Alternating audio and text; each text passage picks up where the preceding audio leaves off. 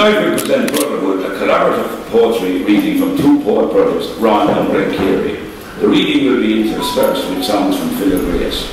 So join us on this journey as the poets share their lives using the power of poetry.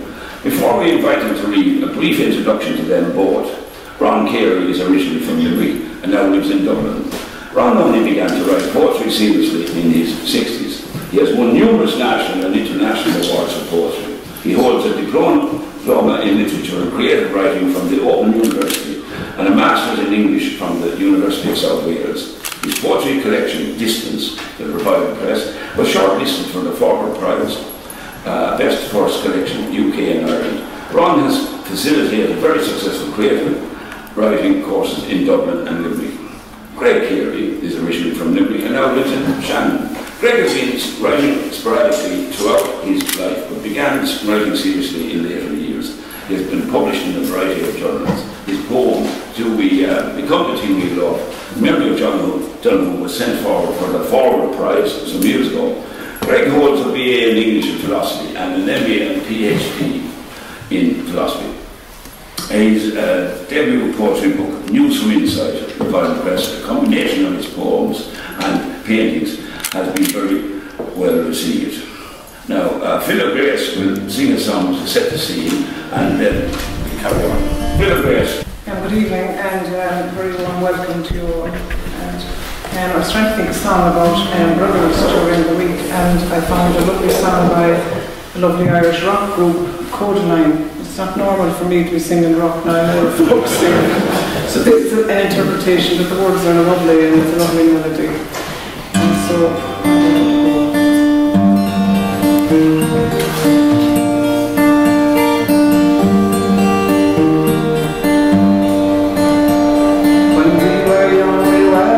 the kings of things, oh yeah, we rule the world. We smoke cigarettes, have no regrets. I wish we could repeat each single word. We've taken different paths and travelled different roads. I know we'll always end up on the same one when we're old. And when you're in the trenches and you're under fire, I'll cover you. If I was dying on my knees, you'd be the one to rescue me.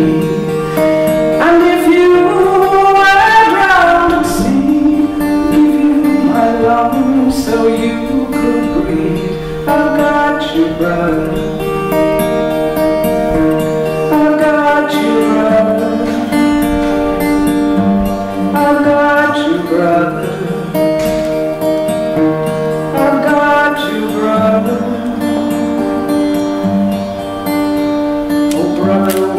Deeper than the ink beneath the skin of our tattoos. I know you are my brother, you're my brother, and I love you, that's the truth. We've taken different lives, heaven only knows. And if we make it back with all our fingers and our toes, 5 years, 20 years, come back, we'll always be the same. If I was dying on my knees, you'd be the one to rescue me. And if you were drowned at sea, I'd give you my lungs to make you breathe. I've got you, brother. I've got you, brother.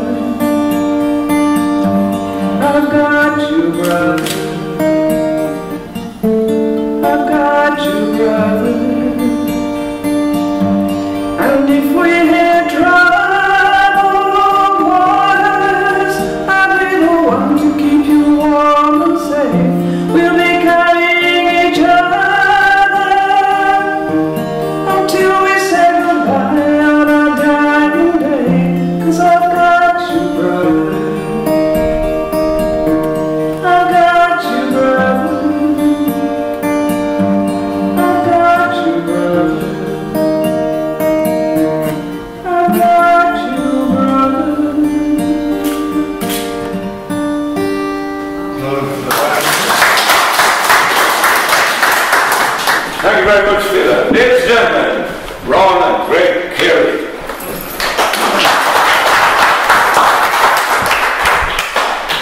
So, you have to bear with us. This is our first tryout.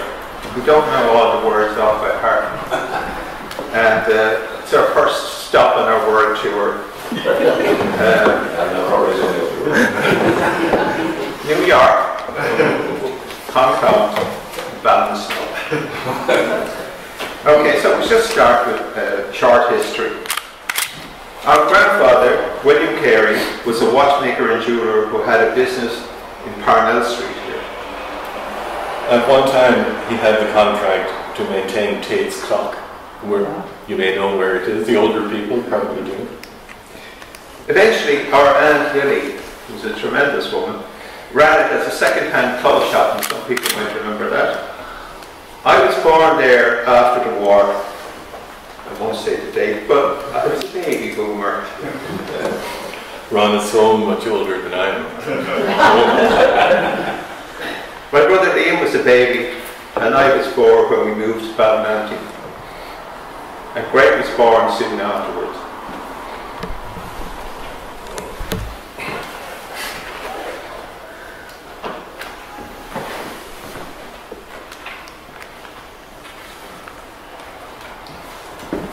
Moving, Joe Busoli sat on the cart beside my 4-year-old self while my mother and father walked to the measured clip of his clogged horse. It must have been an easy pull. A few sticks of furniture, some bric-a-brac, and Aunt Bag's china with its caravan of animals. As we crossed Holman Bridge, the city turned away from us and slipped into her evening dress. Single cars drove by, bumblebees in September. Then coming to a hill, we saw the 1,000 boxes of the new estate. And the house that was to be ours, its emptiness, concrete. As we came down the unworn road, its black tar very solid under the wheels, Joe put the reins into my electrified hands. In her eagerness, my mother ran ahead, keys flashing and 100-watt solace in her fist. The black eyes of the front room suddenly blazed. From its open window, a young girl called to us, our names ringing new in the darkness. Lovely. This poem, Reading, is set in the days before leisure centres were a common feature. Summer was the time for swimming, and where better to swim than in the Shannon. We used to walk from our house out past the landfill at Cork and Reed, along the abandoned railway tracks to a spot where we could enter the water. The poem recalls how cold water swimming was a shock but also a pleasure. Breathing. The city behind us, we left the concrete path and stepped onto the tracks in the red-hot rust of an iron summer, the metal singing as our raucous caravan ran over its derelict rails. At intervals, we jumped the wooden sleepers awake, surprised they were to feel the downward weight again. We left the track and followed the flat grass path to the river, shoes, shirt and pants quickly abandoned in a corpulous heap, the throw of bodies, shattering the thick afternoon stillness, water shock and a thrill of not breathing. Then mouthfuls of paddling water, swallowing shards of sunlight, the joy of making it halfway to the drowned log. Diving in mud silts up the eyes with underworld shadows, the feel of tree roots clinging to the soft bank, the swoop of momentary fish, the brush of bodies, after on the green electric bank with eyes shut and heart drumming, there was a vague sensation of a deeper room. Okay, our mom was Lily Newman, but she was a soda cake from Limerick. At the siege of Limerick, when they ran out of bullets, it was said they threw soda cakes at the Williamite army. History says that the cakes were so hard that they killed more soldiers than the bullets and pikes. Oh, don't mess with people from Limerick. Okay. So, after school, I would go to my Aunt Abby's in Comygate. And when she was my mother's sister, and she kept chickens, and when her health came against her, she had me chasing them around the little house she had for them. Then she would strangle them and send them to market on Saturday.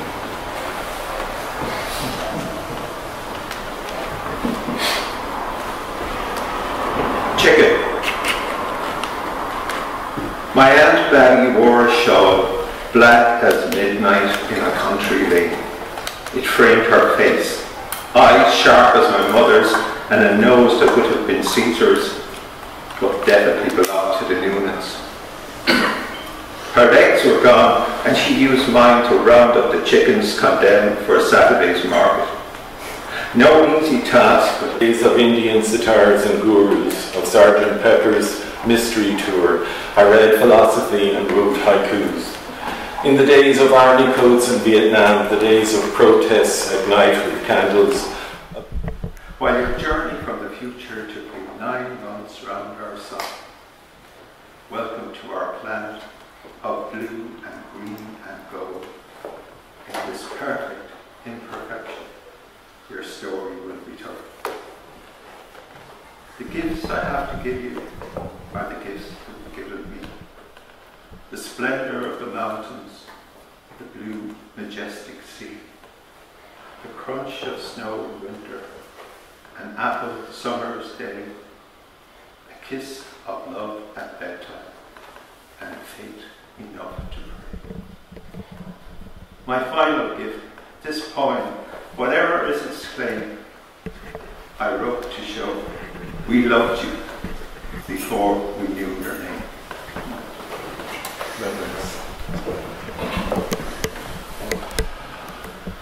Yeah, we've titled this one Old Age. I don't know why. This must be referring to you. Okay.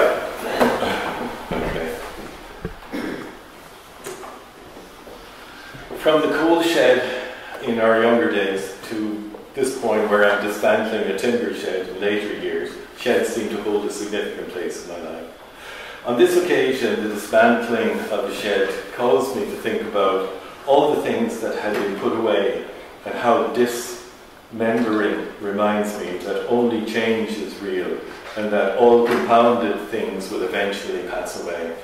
But in the midst of coming to accept all the future changes came a surprising message from the universe. Shed. Memory shudders in the empty shed. Forgotten, homeless images echo in the dark spaces. Where I had put away my unused gifts, the catalogue of courses not taken, the artist's brushes and wood chisels still nesting hopefully in their plastic wrappers. Timidly, they tremble to life and wake up to hear the bones of the shed crack, cleaved by the crumpling heft of my sledgehammer. The rotting shoulder planks yield and collapse. Dismantled, broken up, the limbs apart, the shed no longer has a location. Asunder, it has disappeared into the unbounded. I am reminded that this is how all things vanish, that only change is real, and only what cannot be taken apart is most true. I have heard that vanishing is the great mystery that requires a letting go of the measurable. Aging comes as a slow turning back to the beginning. No longer young, I rummage deeply through the black bags. I have not always been grateful, not always given thanks for the dark, wounded things in me that sought the light. I have not always been courageous or willing to kneel and bow.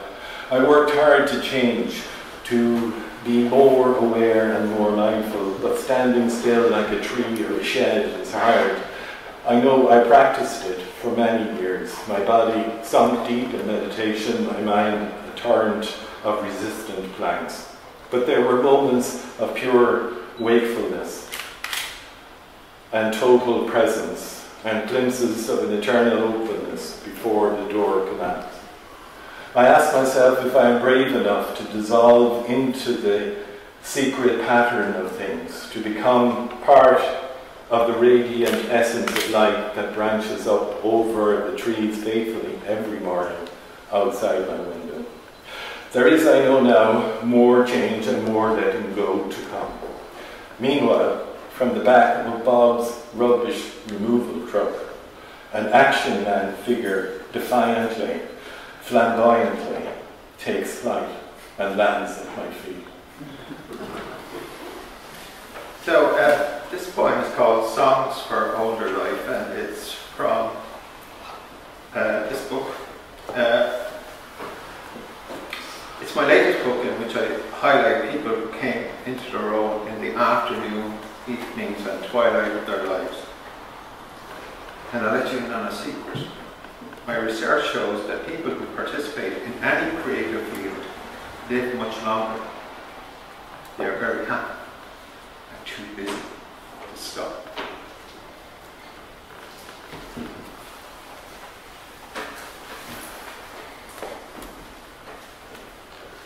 Now that we know we are mortal, let us spend servitude's weighty crowns.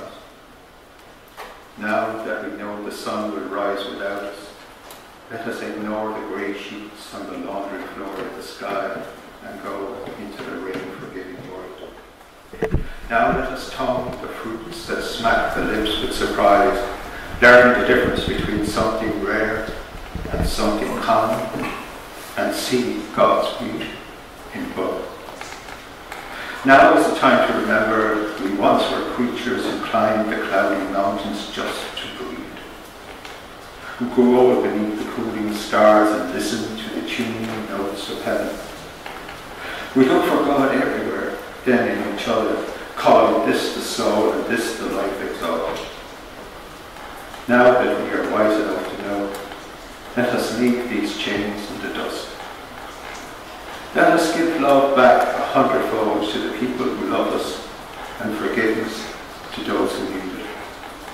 Let us not sit quiet by friendship's fire when there are humans in the east in need of our shelter and in the west in need of our bread. The world is beautiful. So let the answer to all questions be a simple yes. Let us leave the caterpillar's house and enter the delight of the wings spreading earth. Now that everything's been going swimmingly up to now, but now there might be a row.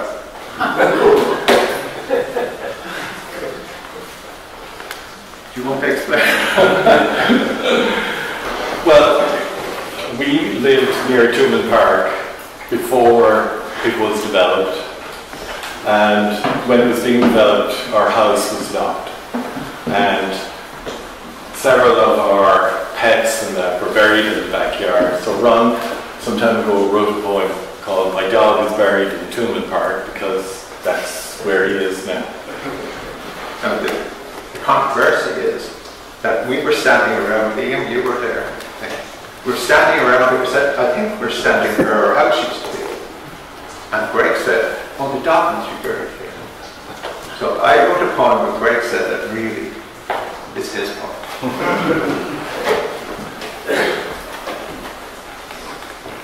Me dog is buried in Coleman Park. Me dog is buried in Coleman Park, and sometimes, I swear, I can hear it bark. When a guard is lining up a kick, and the crowd's so quiet that a mouse's kick would sound like the falling of a tree. I can hear him barking, or is it just me?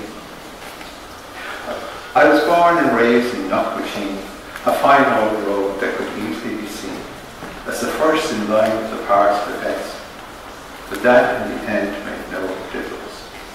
When the council said we had to go, so a monster could put up leaving my brother would be called, the day Rex died and how we all thought. No dinner was eaten, no homework was done. Then my father said, "We must bury him, son." Before we wrapped him in Munster red, we gave him a kidney to make sure he was dead. Now where my mother used to roll out the flour, Colin Condon is singing while taking the shower. John Hayes is throwing weights like a babe, where my brothers and I used to speak top and tail. And I'm sure the old man will think it a lark that our old house is buried beneath Tolman Park. My dog is buried in Tolman Park, and sometimes, I swear, I can hear it bark.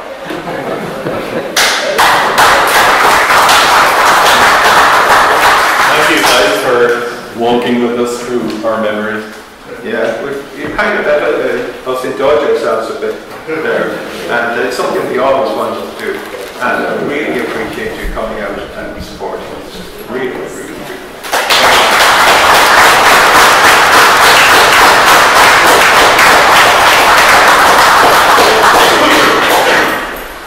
Ladies and gentlemen, Ron and Greg have been sharing some very evocative memories of growing up in Limerick. And for those of you who want to find out more, fear not, help is at hand. Copies from the Carey canon are available. And for a very modest investment, you can go home, not empty-handed, right disturbed and raring to read. That's the end of that. I'd like to, some thank yous are in order. Thanks to the authors, of course. Thanks to William O'Neill and the staff at this wonderful venue for supplying us with the use of the hall. And Phila Grace will see us out with some music. Thank you. Limerick, you're a lady. You shine the waters, tears of joy that flow. The beauty that surrounds you, I've taken with me, love, wherever I go. While waking in the arms of distant waters, a new day finds me far away from home. Limerick, you're my lady, the one true love that I have ever known. As children, you and I spend endless days of sun, in winter snow and summer's golden sun. We fished in silver streams, the fabric of our dreams was fashioned by your loveliness, and so I have to say, Limerick, you're a lady. You shine the waters, tears of joy that flow. The beauty that surrounds you, I'll take it with me, love, wherever I go. While waking in the arms of distant waters, a new day finds me far away from home. Yes, Limerick, you're my lady, the one true love that I have ever known.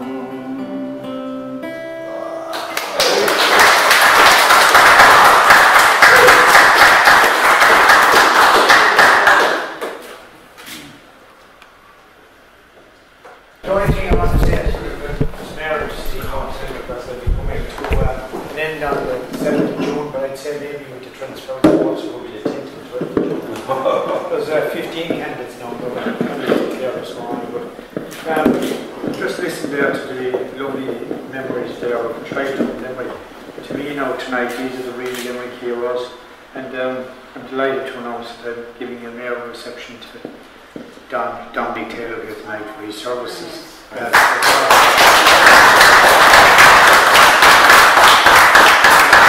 amazing thing as well, acknowledging, before I go, there's 3 mayor reception, I'm acknowledging Tolman Park for their contribution not only to sport, but the economic impact on Limerick. So I'm giving them, amongst the board of those responsible for the building of that fantastic Thomond Park, I'm giving them an acknowledgement, and also to go for rugby and to keep Woods from my Ross, as you know yourselves.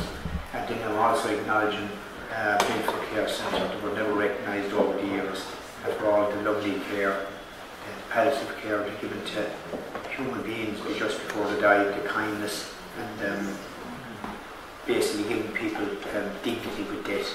And it's nice to acknowledge them. And also St. John's there, I think they were founded by the Licklick Company of Mary in 1928, and acknowledge St. John's goes back to 1700. So it's very important that I'm announcing these things and they're all involved. And thank you. Fantastic. Well done, Mary.